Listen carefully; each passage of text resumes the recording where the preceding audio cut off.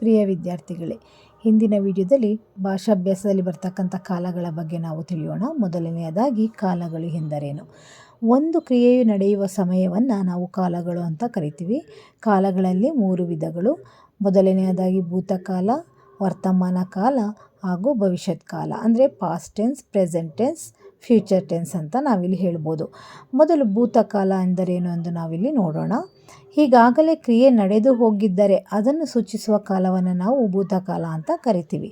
ಹಾಗೆ ವರ್ತಮಾನ ಕಾಲ ಅಂತಂದರೆ ಕ್ರಿಯೆ ಈಗ ನಡೆಯುತ್ತಿದ್ದರೆ, ಅಂದರೆ ಪ್ರೆಸೆಂಟ್ ನಡೀತಾ ಇದ್ದರೆ ಅದನ್ನು ನಾವು ವರ್ತಮಾನ ಕಾಲ ಅಂತ ಕರಿತಕ್ಕಂಥದ್ದು. ಭವಿಷ್ಯತ್ ಕಾಲ ಅಂದರೆ ಕ್ರಿಯೆ ಮುಂದೆ ನಡೆಯಬಹುದಾಗಿದ್ದರೆ, ಅಂದರೆ ಮುಂದೆ ನಡೆಯುತ್ತೆ ಅನ್ನೋದಾದರೆ ನಾವು ಅದನ್ನು ಭವಿಷ್ಯತ್ ಕಾಲ ಅಂತ ಹೇಳ್ತಾ ಹೋಗ್ತೀವಿ. ಹೀಗೆ ಕಾಲಗಳನ್ನು ಅದರ ಕ್ರಿಯೆಗಳ ಮೂಲಕ ನಾವು ಗುರುತಿಸ್ತಕ್ಕಂಥದ್ದನ್ನು ನಾವಿಲ್ಲಿ ನೋಡ್ಬೋದು.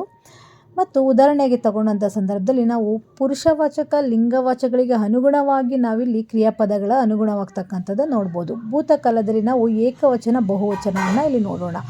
ಮಾಡಿದೇನು ಅನ್ನೋದು ಏಕವಚನ, ಮಾಡಿದೆವು ಅನ್ನೋದು ಬಹುವಚನ ಆಗ್ತೈತೆ. ಹಾಗೆ ವರ್ತಮಾನ ಕಾಲಕ್ಕೆ ಬಂದಾಗ ಮಾಡುತ್ತೇನೆ ಏಕವಚನ, ಮಾಡುತ್ತೇವೆ ಅನ್ನೋದು ಬಹುವಚನವಾಗಿ ಕಾಲವನ್ನು ಸೂಚಿಸ್ತಕ್ಕಂಥದ್ದನ್ನು ನಾವಿಲ್ಲಿ ನೋಡ್ಬೋದು.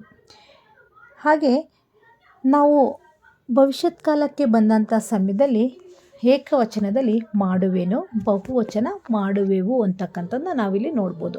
ಅಂದರೆ ಭೂತಕಾಲದಲ್ಲಿ ದ ಅಂತಕ್ಕಂಥ ಪದ ಬಳಕೆ ಆಗ್ತಕ್ಕಂಥದ್ದು, ಮಾಡಿದನು, ದ ಅಂತಕ್ಕಂಥದ್ದು ಭೂತಕಾಲದಲ್ಲಿ ಬಳಕೆ ಆಗುತ್ತೆ. ಹಾಗೆ ಮಾಡುತ್ತೇನೆ ಅನ್ನೋದು ಉತ್ತ ಅಂತಕ್ಕಂಥ ಪದ ವರ್ತಮಾನದಲ್ಲಿ ಬಳಕೆ ಆಗ್ತಕ್ಕಂಥದ್ದು. ಭವಿಷ್ಯತ್ ಕಾಲದಲ್ಲಿ ವ ಅಂತಕ್ಕಂಥ ಪದ, ಅಂದರೆ ಮಾಡುವನು, ವ ಉತ್ತ ದ, ಈ ಒಂದು ಅಕ್ಷರಗಳ ಮೂಲಕ ನಾವು ಕಾಲಗಳನ್ನು ಕಂಡುಹಿಡಿಯಬಹುದು.